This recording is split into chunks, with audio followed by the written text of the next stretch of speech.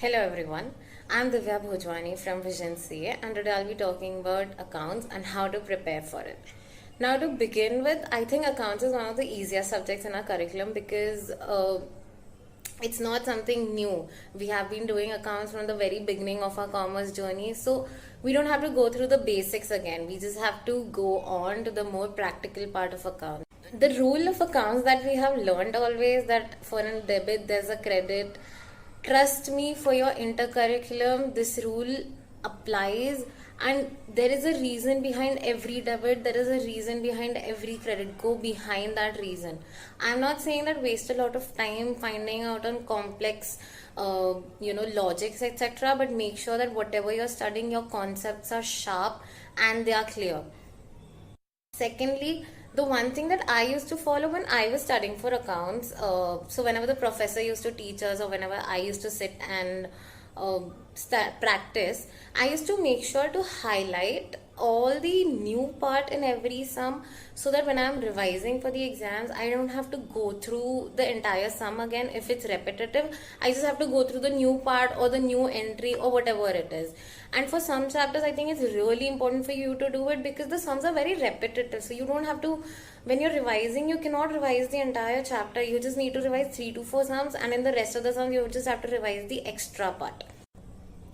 The third thing is writing practice. I am not going to emphasize on that in this video because I think till now it has been made very clear from every professor of you, from every influencer or every friend of yours, every senior of yours. Writing practice is the heart and soul of chartered accountancy. So there is no compromise on that.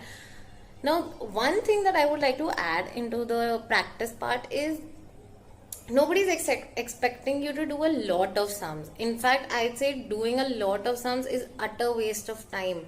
What you have to do is make sure that you know all the type of sums, and if there's something new in the sum, you're able to solve it.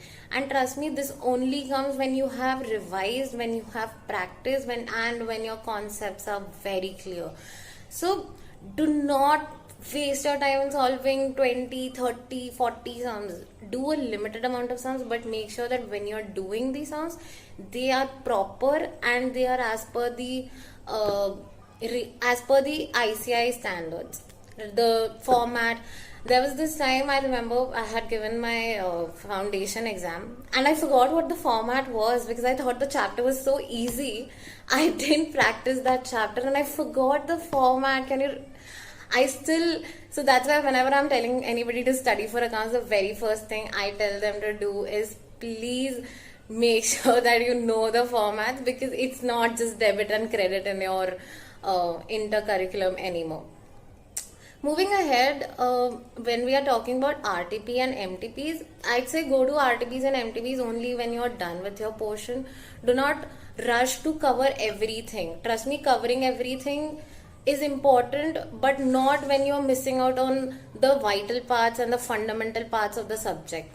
So RTPs, MTPs are for the end. They are for you to practice. They're named as revision and mock for a reason so that you practice them after you're done with the portion and you have the time and the energy to go through these RTPs and MTPs. For now, just focus on your studying. Do not stress out. Trust me, stressing out is not the solution.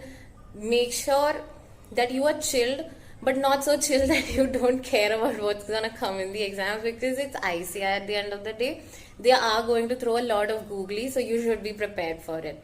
That's all from me. Thank you so much and all the very best for your exams.